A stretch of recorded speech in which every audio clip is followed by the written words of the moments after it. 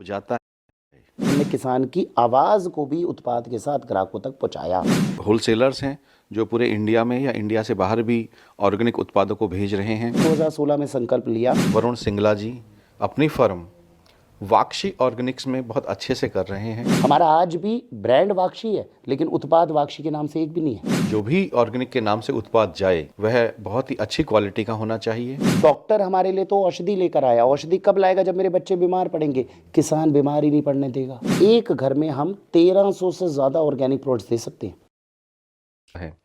तो पूरी चर्चा को शुरू करें उससे पहले हल्दर टाइम्स की तरफ से, पूरे किसानों की तरफ से हम वरुण सिंगला जी का बहुत बहुत स्वागत करते हैं। साथ ही वरुण सिंगला जी से ही जानते हैं सबसे पहले कि वरुण सिंगला जी आपके मन में ये कैसे आया कि हमें कुछ जैविक में करना चाहिए और कब से आपकी ये जैविक यात्रा शुरू हुई? बहुत बहुत धन्यवाद जी। पहले तो हल्दर टाइम्स के सभी दर्शकों को मेरा कोटि कोटि प्रणाम। मैं शरद जी आपका धन्यवाद करना चाहूँगा।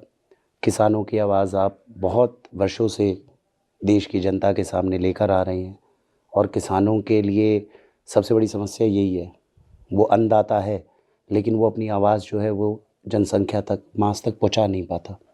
इसीलिए शायद कभी उसकी पीड़ा नहीं समझ पाए, कभी उसका अनुभव हम नहीं जान पाए। तो जो आपका मेजर प्रश्न था कि मेरा इसके अंदर एंट्री कैसे हुई, मैं इस चीज़ के अंदर कैसे जुड़ा, तो कोई भी जब एक कारण शुरू होता है तो उसके लिए कोई एक सिंगल फैक्टर नहीं होता। जब प्रकृति, विधि, विधान, विधाता जब किसी को किसी एक कार्य के लिए आगे बढ़ाता है तो कई फैक्टर्स हैं जिनका समावेश होता है और उसके बाद में वो रूपांतरित होता है।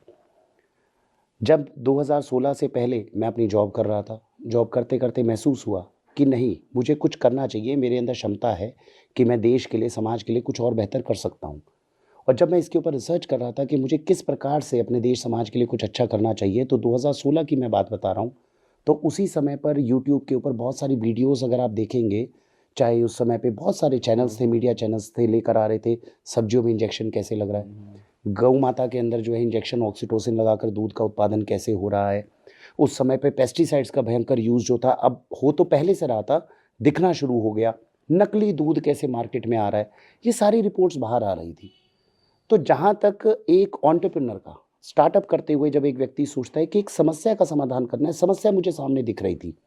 फिर इसी का एक दूसरा पक्ष दिखा कि ये जो इतनी मिलावट हो रही है, ये क्यों हो रही है? क्या हम अच्छा भोजन ही नहीं उगा पा रहे? क्या हमारा देश जो है वो अब केवल मिलावटी चीज़ों पे ही काम कर रहा है? जब ऐसी रिसर्च की तो पता चला नहीं, देश में एक वर्ग किसानों का ऐसा है जो समझदार है,